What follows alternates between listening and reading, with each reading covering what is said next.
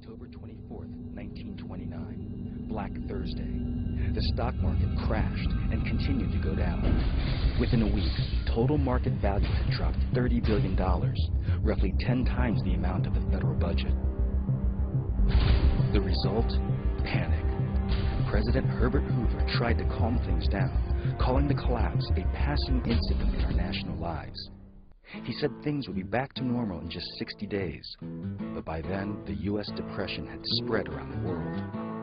As banks collapsed, and as the pain spread to the larger economy, thousands, then hundreds of thousands, and millions of people were laid off. Many of them lost their homes. They hit the road. They established squatter towns. These were tent villages where people lived underneath bridges by the sides of roads. They acquired the derisive name Hooverville in scorn of President Hoover. Then in 1932, Hoover lost his re-election bid. The new president, Franklin D. Roosevelt. By the beginning of 1933, when Franklin Roosevelt took office, the banking system of the United States was essentially paralyzed. The unemployment rate hit 25%. People were going hungry. The country was in a depression, but it was also in despair. Roosevelt's solution? An aggressive public works policy nicknamed the New Deal. The New Deal brought down the unemployment rate a little bit. It offered hope to those people who remained unemployed. It provided incomes for some people who didn't have incomes otherwise. It didn't make a serious dent in the Depression itself, but it did alleviate most of the despair that the Depression had engendered. With a bit of hope, Americans weathered the economic storm, and by the end of the decade, real relief was on the way as American industry geared up for World War II.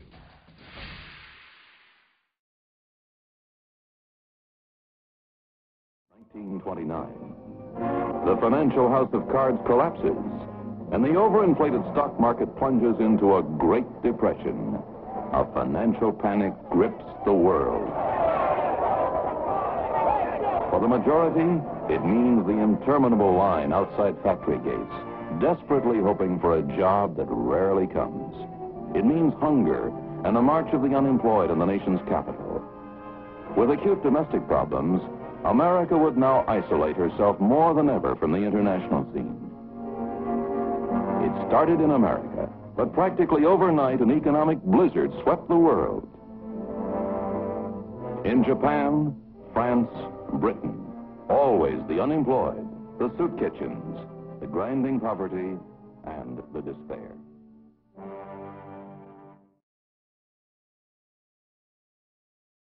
We looked in the north and thought it was the Blue Norther coming. Such a huge black cloud, just looked like smoke out of a train stack or something. This is about what time of day? About 4 o'clock, 1934. And I just come rolling over, and when we got near to the house, we was all afraid, and we ran into the storm house because we thought it was a storm. And we lit the lamp, and it was just so dark in there that we couldn't see one another. We just had, even with the lamp lit, and we just choked and smothered. And my husband was out after the cows, and he stumbled up against the barbed wire fence, and he followed the fence till he come to the house, is the way he was able to get to the house. And we had to tie wet rags over our mouth, and just to keep from smothering, we get clothes and buckets of water and tied over our mouth down the cellar. And that one lasted so fierce for about 2 hours, and then we took courage and see we wasn't going to blow away.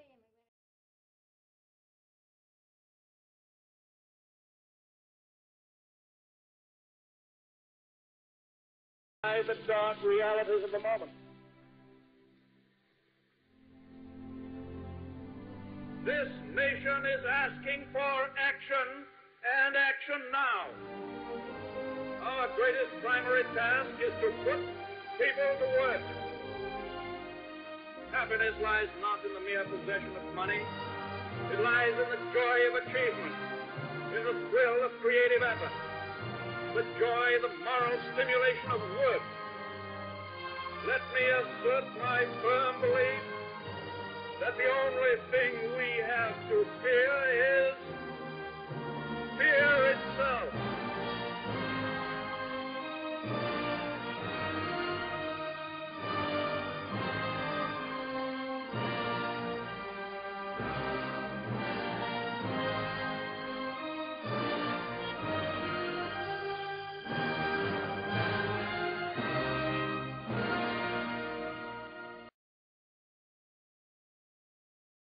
it still hurts, you know. Even though they were the enemy, they survived, you know.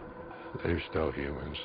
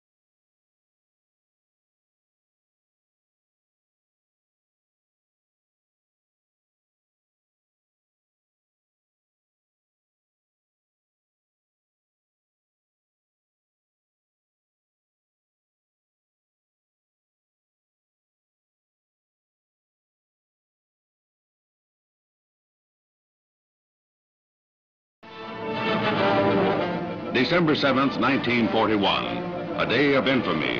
Even as Japanese diplomats were conferring with Secretary of State Hull on peace measures, Nipponese planes were swooping down on Pearl Harbor. This pictorial record includes both U.S. films and pictures made by the enemy as they dropped their load of death on the naval base, on Wheeler Field, on civilian homes and schools. 100 Japanese planes and a number of midget submarines took part in the attack. In an hour and 5 minutes, the battleship Arizona was completely destroyed and 4 others severely damaged. 3 other battleships and 3 cruisers suffered lesser damage. Nearly 200 planes were destroyed. In that Sunday morning inferno, the Pacific Fleet appeared to be completely immobilized by the sneak attack. Nearly 3,000 casualties added to the catastrophe.